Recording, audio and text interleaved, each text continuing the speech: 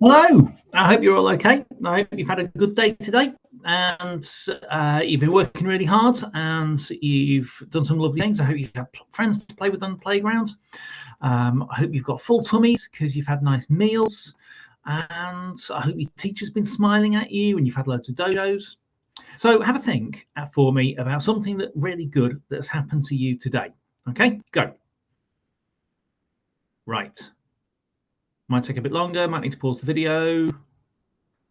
I'm going to share mine. I've spoken to lots of people who were really happy today, and some people said some lovely things about the school because I had mums and dads coming in at parents' evening, and that was really lovely. And there were people who were really happy with things that were going on in school. So I spoke to happy people, had lots of chats with children. That's been really good. And yeah, generally, I've had a nice day. It's been really good. Quite liked it. So I've got things that I'm really grateful for. Now, in our assembly on Friday, we're going to have all the mums and dads in school, and we're going to present stuff to them about the harvest. And the harvest is a time when we are grateful for things, when we are saying thank you for the food that we've got, because traditionally the food was collected in at the harvest time, and people were kind of grateful that they got all of that food and it would see them through the winter. Now, food comes to us from around the world, right the way through the year.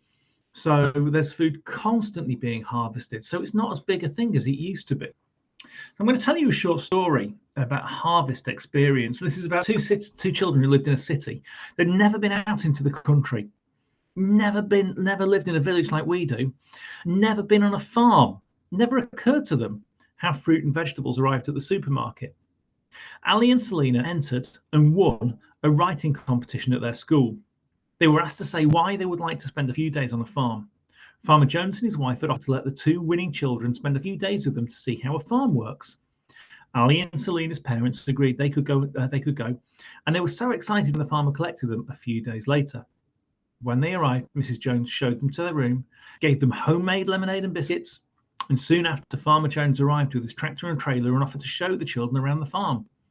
Ali and Selina climbed aboard. They were surprised how big the cows seemed and how smelly the pigs were, and they thought the sheep were a bit like big woolly dogs. Well, let's show you what a farmer's life is like, said Farmer Jones. They passed a huge barn full of hay. Farmer Jones told them it was to feed the animals throughout the winter. In the fields, there was evidence that the golden wheat had already been cut. Farmer Jones explained it had been taken to a flour mill to be ground into flour, which would be made into bread. The straw still lying around would be gathered and stored for winter bedding for the animals. Everyone seemed busy working and gathering the crops that had been growing all summer. Farmer Jones asked the children if they would like to help, and naturally they were really keen to help out. They went from place to place. First of all, they enjoyed filling the baskets with ripe apples. Next, they picked some pears. The fruits were easy to find as the trees were heavy with them.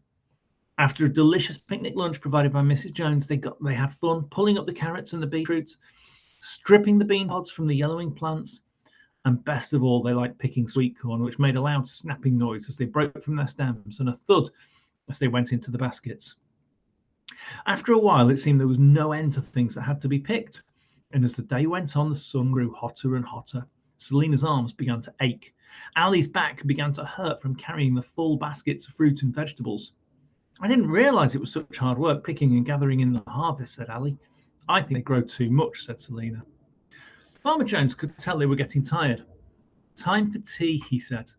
As they entered the farmhouse, the children could see the table set out and laden with roast chicken and steaming dishes of freshly cooked vegetables like the one they picked. They'd never tasted anything so delicious. After the main course, they were treated to homemade apple crumble and fresh cream. It was all accompanied by glasses of cool milk. Everything had come from the farm. The children hadn't realised how much effort was needed to gather in the harvest. They went to bed at night feeling very tired, but pleased they'd helped. The next day, they worked even harder, knowing how important it was to gather in the harvest. They watched as big lorries arrived to collect the fruit and vegetables. Some would be sent to the local supermarket and could well end up on their own tables at mealtimes. When it was time for them to leave, Farmer and Mrs. Jones gave them each a basket full of fruit and vegetables to remind them of the busy time they'd spent on the farm. It had been a wonderful time and they both learned so much. It's a really, really hard work. Now, when I went to Kenya, we met a lady who told us about the land that she owned, and she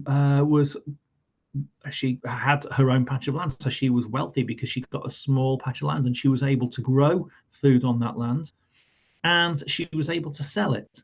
And when you walk down the streets in Najuro, there's people who sit on the side of the road, and they have kind of mats out in front of them. These mats are made out of old food bags, and they just lay the food out on there, and then people will come along and buy it from them.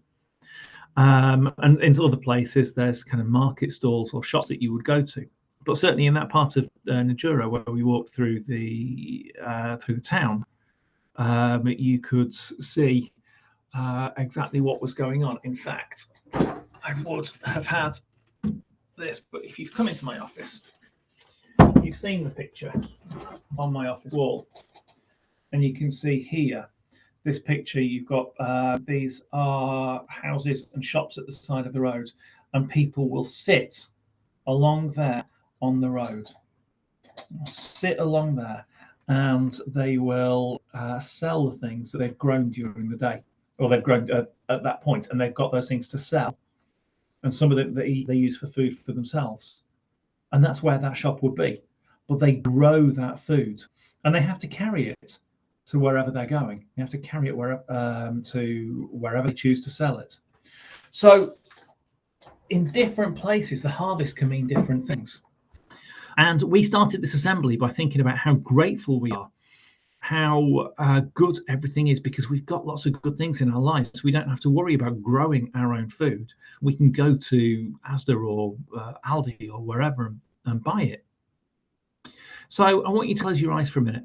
And I want you to have a think about the food that you've got. I want you to have a think about, sometimes we might grumble at mum or dad and say, oh, I don't want to eat this, it's horrible. But actually, a lot of people worked really, really hard to make the food that you eat. A lot of people have grown that food, have looked after the animals, have transported the food here. So have a think and see if you can feel inside, feel a little bit of gratitude inside. Be glad that there are other people who are doing things for you. Okay? See if you can feel a bit of gratitude inside. If you want to say thank you to God or to somebody else, you can do. Do it in your head. That's what a prayer is all about. If you think it's a good thing, you can have that feeling inside your head if you believe that God is listening to you. Or sometimes actually just concentrating on something that's really good is a good thing to do as well.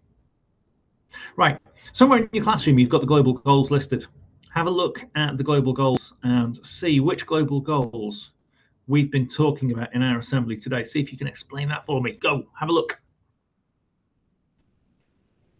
Who's been thinking that we've been talking about good health and well-being? I think so. What about life on land, life under the water? What about, let's think, have we been thinking about consumption and production of food? Have we been thinking about, did I say well-being? Yes, I did. Have we been thinking about infrastructure, where food gets taken around the place? Important, zero hunger, no poverty. Really important thing. So we're thinking, so our assembly is really, really linked to all the global goals today. Right. Enough. I hope you go home. I'm going to give everybody a piece of homework. I want you to go home and I want you to eat some tea and I want you to say thank you, because not everybody has that food. I want you to say thank you to mum or dad or whoever cooks your tea for you. But also, I want you to have a think that unless mum or dad actually made the food, grew the food for you, somebody else in a field somewhere, in a country, in a woods, wherever, grew the food, looked after the animals that you're eating. So we can be grateful to someone else. So 2 bits of homework then. Thank mum and dad. Be grateful for what you've got. Have a lovely rest of the day, guys. See you soon. Bye bye.